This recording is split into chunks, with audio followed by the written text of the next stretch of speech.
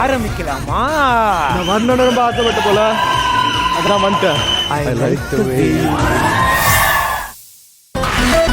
குழந்தைங்க கிட்ட கடுமையாக நடந்துக்கிட்டாரு அண்ட் பொண்டாட்டிக்கிட்டையும் கொஞ்சம் கடுமையாக தான் நடந்துக்கிட்டாரு. ஏன் இதை பற்றிலாம் அவர் என்கிட்ட வருத்தப்பட்டு கூட பேசிகிட்டு இருந்தார். இப்போ சார் எல்லாத்தையும் மறந்துட்டு எல்லாருக்கும் என்ன செய்யணுமோ அது எல்லாமே செய்ய ரெடியாக இருக்காரு. குடும்பம் நல்லா இருக்கணும்.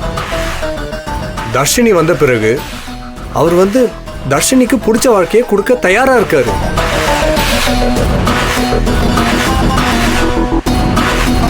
அம்மா உங்களுக்கு புரியுது இல்லை நான் சொல்றது? சார் அமைதியாக இருக்காரு பார்த்தீங்களா?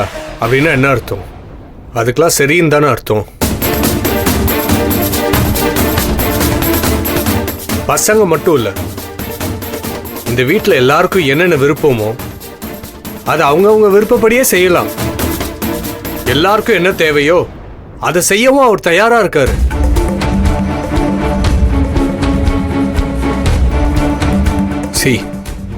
நீங்களே நாளைக்கு ஒரு பிசினஸ் உங்க ஹஸ்பண்டோட சேர்ந்து பண்றதா இருந்தாலும் சரி, இல்ல இண்டிவிஜுவலா ஏதாவது செய்யறதா இருந்தாலும் செய்யலாம். ஆனா நீங்க ஏன் ஒப்பீனியன் கேட்டா, நீங்க அவங்களுக்கு சப்போர்ட் பண்ணா அவங்களுக்கு ஒரு பெரிய பலமா இருக்கும். நீங்க அவங்க கூட நின்னா அதை அவங்களை இன்னும் சக்சஸ்ஃபுல்லா மாத்தோம் நான் நம்புறேன். ஒரு குடும்பத்துல ஹஸ்பண்ட் அண்ட் ஒய்ஃப், குழந்தை இதாங்க முக்கியம். அதுதான் ஃபர்ஸ்ட். ஆனா நான் நிஜமா சொல்றேன், எனக்கு ரொம்ப ஆச்சரியமா இருக்கு. இந்த மாதிரி டாட்டர் இன் லாஸ்லாம் ஒன்னா சேர்ந்து இருக்கிறது, அவங்க ஒன்னா சேர்ந்து தொழில் பண்றது எல்லாமே ரொம்ப ஆச்சரியமாவும் இருக்கு, அழகாவும் இருக்கு பார்க்க. பட் ஒரு உண்மையை சொன்னா நீங்க ரெண்டு பேரும் அக்செப்ட் பண்ணிக்கணும். நீங்களா எதனால ஒன்று சேர்ந்தீங்க தெரியுமா? ஒருத்தருக்கு இன்னொருத்தர் மேல இருக்கிற பாசத்தினால இல்லை. பாசம்லாம் இருக்கு, நான் இல்லைன்னுலாம் சொல்லலை. ஆனா அதை விட உங்க ஒத்துமைக்கான ஸ்ட்ராங்கான ரீசன் என்ன தெரியுமா? குணசேகரன் சார்.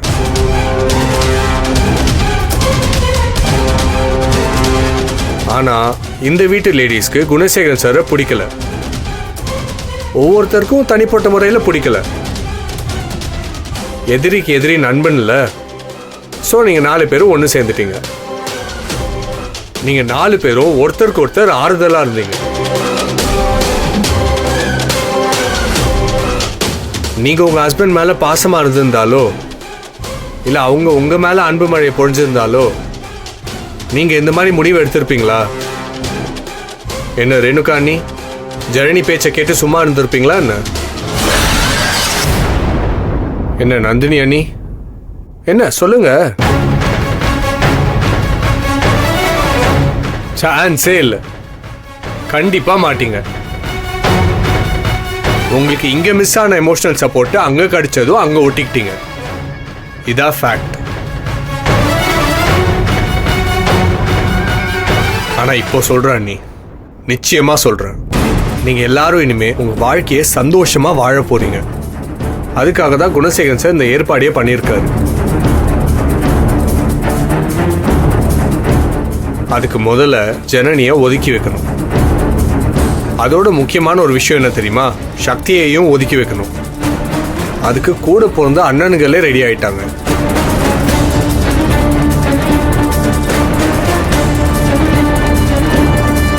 ஸோ எழுதி வாங்குறது கன்ஃபார்ம். ஏன் ரேணுகாணி, இதை ஏன் எழுதி வாங்கணும்? இதுக்கு சட்டத்தில் இடம் இருக்கான்னு கேட்டிங்கல்ல. சட்டத்தை விடுங்க, ஆனால் நமக்குன்னு ஒரு முறை இருக்குல்ல. நாளைக்கு இந்த குடும்பத்துக்குள்ள அவங்க வரக்கூடாது. சக்தி கூட ரத்த பந்தம் இல்லை, அவன் இனிமே எங்கள் தம்பியே இல்லைன்னு சொல்லி இவங்க 2 பேரும் கையெழுத்து போட்டு கொடுத்துருவாங்க. அப்படி பண்ணும்போது சக்தியோட ஒய்ஃப் ஜனனியும் இந்த குடும்பத்தில் இல்லைன்னு ஆயிடும். இதோட எல்லா கட்டு.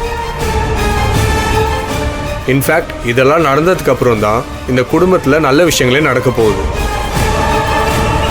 இப்போ கூட அவர் உங்களுக்கு ஆர்டர் போடுறாரு, நீங்கள் தப்பாக நினச்சிக்க வேணாம். அவர் ஜஸ்ட் ரிக்வெஸ்ட் தான் பண்ணுறாரு, அவ்வளோதான்.